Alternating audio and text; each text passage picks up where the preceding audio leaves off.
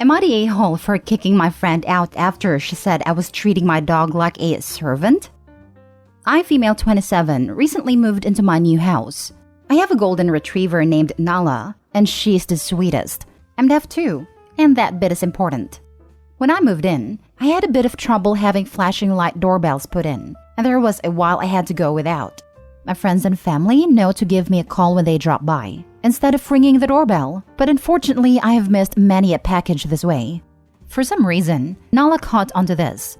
At one point, she began letting me know when someone was at the door. She'd do this in multiple ways. If I was in the living room where I can see the front door, she'd go and paw at the door. Or if I was upstairs, she'd come and gently headbutt me to let me know someone's there. It took me a while to catch on to what she was trying to do though. And now, even though I have my doorbell installed, she still does it. I did not teach her how to do any of this. She just decided to help me out. Lol. Recently, I brought a friend over for the first time. This is the first time she's met Nala as well. The first thing she comments on is how I named her Nala, because apparently everyone and their grandma names their golden Nala. Well, Lion King was my favorite movie growing up. Sue me. Then I showed her a video of Nala pawing at the door because it got a bit awkward after that comment. It's usually a great icebreaker. She laughed and thought it was cute. I showed her another one and she asked me why Nala was doing that and I explained. She doesn't say anything for a minute and then goes, "So she's basically your servant? Is she just here to get the door?" I was thoroughly done with her judgmental butt by that point, and I just asked her to leave. She left, but she did message me afterwards saying I was rude AF for kicking her out after she traveled all the way to see me, and that how else was she supposed to think of my dog with videos like that? Now for the top comments. Not the a-hole. Maybe you should get Nala to show your friend the door. Yes, not the a-hole. OP sounds like a great dog owner. The friend is the one that is not knowledgeable about dogs, and it was right to ask her to leave for how they were acting. Not the a-hole. Nala sounds like a wonderful dog. So smart. And you sound like an excellent dog parent. Clearly your friend doesn't know anything about dogs, particularly golden retrievers, who thrive in having jobs to do. Good for you for asking your friend to leave after her rude and judgmental comments. That was my first thought too. She clearly doesn't understand dog psychology. For my interpretation, sounds like the friend needs to learn that not every thought or opinion needs to be voiced. Think my choice of dog name is overrated or cheesy? Fine, but keep it to yourself. Not the a-hole. How else is she supposed to think? How about think that this dog is more than a dog? Somehow this dog realized that its owner had a disability and found a way to help with that. Out of love. This is actually one of the most beautiful things I have ever heard. Your friend trying to turn it into some sort of animal exploitation story is twisted and awful. It speaks volumes that she would immediately go there, as opposed to seeing the sweet animal as anything other than a caring friend. Actually kind of gross. Many dogs love having jobs and interacting with their owners. Other animals do too. I tend to notice that some people who don't have animals in their lives often don't understand that animals not only like doing stuff for, /with, /alongside humans, animals even seek humans out. They just jump to cruelty, animal mistreatment, slavery, immediately without evidence. Next story. Am I the a-hole for telling her I'd never choose her over my dog? I got a dog 2 years ago. She's a perfect corgi mix. Super loving, and is always happy to see me. But she has issues that my fiancé of 6 years has never been able to get over, such as resource guarding and anxiety. My dog whines more often than not. Like if I leave the room, she whines. If I walk out to leave, she will bolt out at the door going 110 miles per hour and whine at the car door because she doesn't want me to leave without her. She never bonded with my fiancé. She absolutely tried, but my dog never cared, to be blunt. She's a one-person dog, and I'm her person. Now, the issue is that my fiancé recently found out that she's pregnant. We were told this was impossible and had planned our life out not involving children because we were seriously told by numerous doctors that she could not conceive. She's absolutely terrified. Well, I'm completely indifferent because I was on defense about kids anyways. And then I was told she couldn't have any, so I was expecting a kid-free life and was fine with it. I mean, we are freaking 30 already. But regardless, there is a piece of me that is stupid excited. So I'm sure my mind will eventually be full-on excited versus kind of put off. The issue is that my wife doesn't want my dog around a baby because of the dog's resource guarding. There are some days where my fiancé can't even get close to me without my dog losing her mind. And she does nip, herding mix. Not hard, but still nips. Yes, she's been in and out of training. She's also in meds for anxiety. Nothing has helped, and if anything, she has regressed. So she doesn't want the dog around our baby. A part of me understands, but a much, much bigger part of me is completely unwilling to let go of my dog, who my fiancé doesn't like anyways. It almost feels like she thinks this is her excuse to get rid of my dog. So anyways, we got into a heated argument about it and I finally snapped and said, I would never freaking choose you over my dog. And I left. Stayed at a hotel for a few days and we didn't speak. I came back today with my dog and she won't even look at me. The second me or the dog walk anywhere near her, she makes a point to walk in the opposite direction. My friends are on my side, but I want unbiased feedback. Yordi a-hole. Wow, man. Your fiancé was in your life before the dog was. And in theory, it will be after the dog is ashes and dust. The dog is poorly trained and likely to be unsafe around children. And you're choosing the dog over your future wife? WTF. You'd almost have a point if the dog was in your life first. But there was zero chance I'm staying with someone who tells me that they'd take our new pet over me. No, it is not relevant whether the dog was there first. If you have a dog that resource guards to the point where the fiancé risks getting bit by going near him, you get rid of the dog before the baby comes. End of story. Yordi a-hole. This is coming from someone who really dislikes babies. Your dog guarding you from your wife will quickly turn into your dog guarding you from your child. Think about how that will make your child feel. Terrified that a dog who nips their heels will keep them away from their father. That will hamper your relationship with your child. You made your stance clear though. I hope she's either preparing to become a single mother or calling the nearest abortion clinic.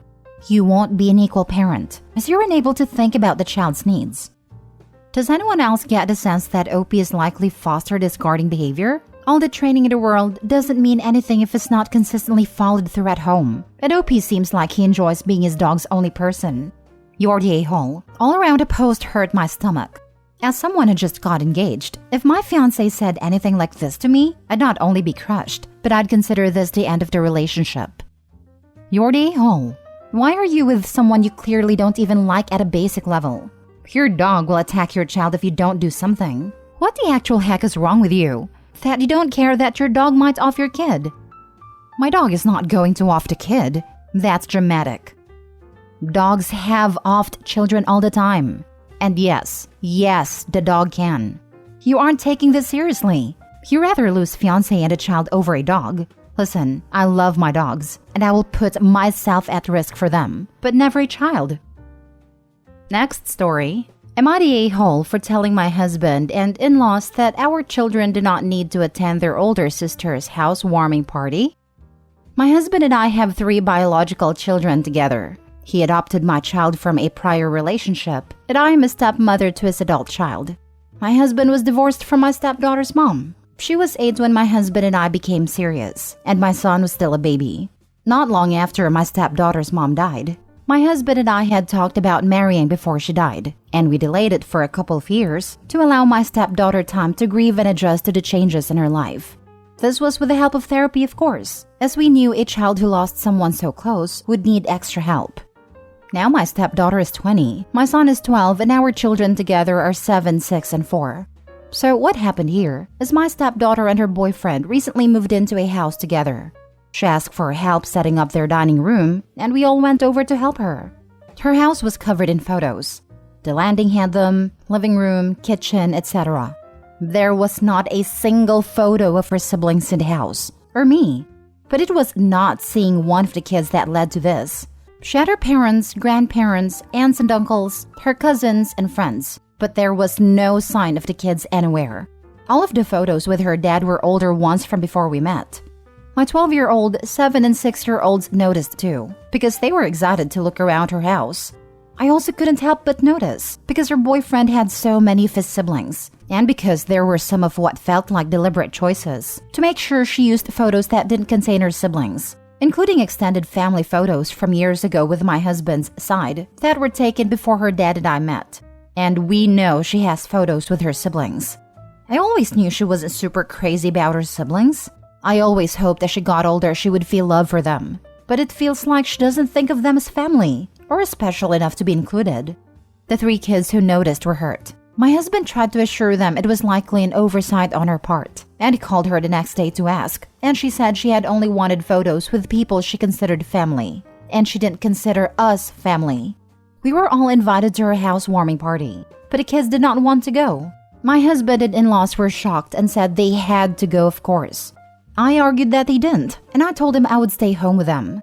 They argued back to me that the kids needed to be. I said that they did not need to be there, and I wouldn't force them to go when they already feel hurt. My husband and in-laws think I'm unreasonable.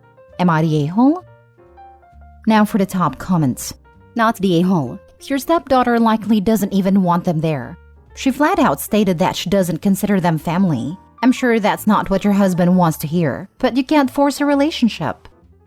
Yeah, I feel like this is an invitation out of obligation, and she's expecting them to refuse to attend due to what happened.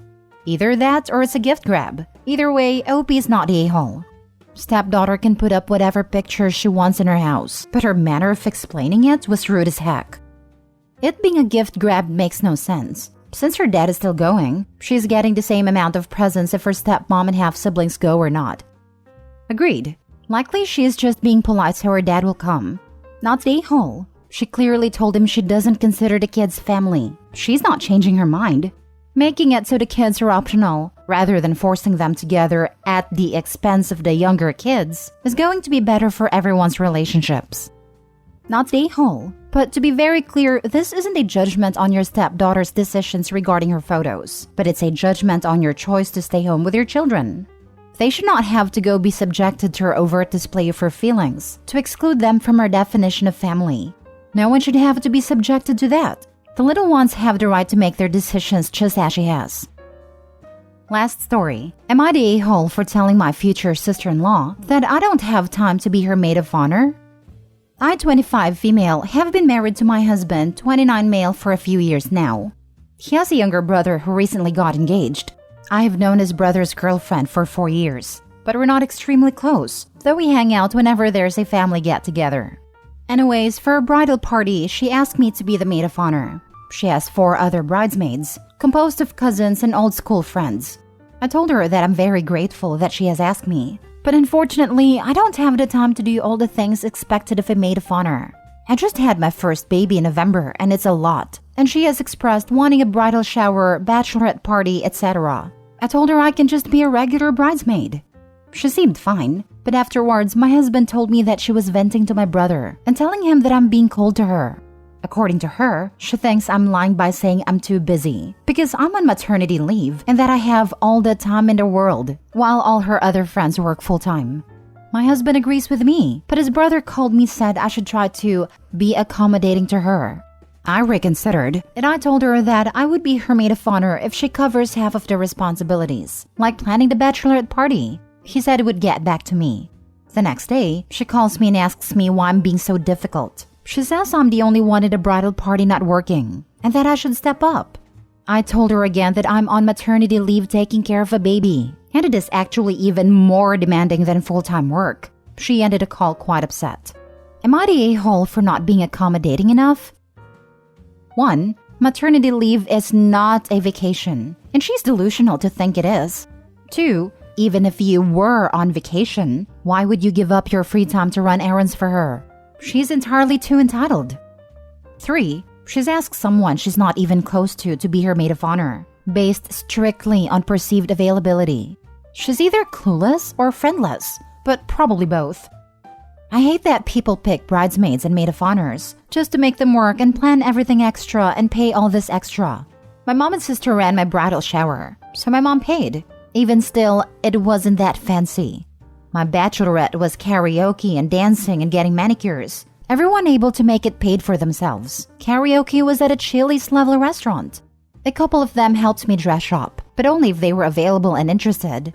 One of my closest friend only did stuff on the wedding day because the rest gave her anxiety. These people are celebrating with you, but also doing you a favor. The wedding alone is enough obligation.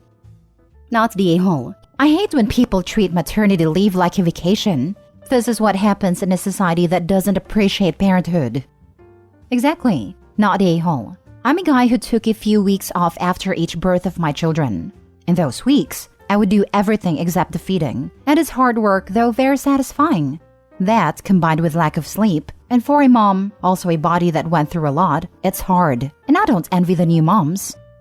Not the a-hole. If I was you, I would post a question of why she's being so insistent. As you said, you are cordial at family gatherings, but you aren't exactly besties. And a maid of honor needs to be someone that not only has the time to be invested in the wedding, but someone that is invested in the bride as well, as the entire point of the maid of honor is to make everything as smooth for the bride as possible. Was she your maid of honor or something? I just can't wrap my mind in why she would want someone that has a cordial relationship with to fill such a big role. She started dating my husband's brother after I got married, so she didn't play a role in my wedding. I think she asked me to be maid of honor for 2 reasons. 1, I'm on maternity leave, and 2, my husband and I probably earn a bit more than her other friends, so we can contribute more financially to her bridal events.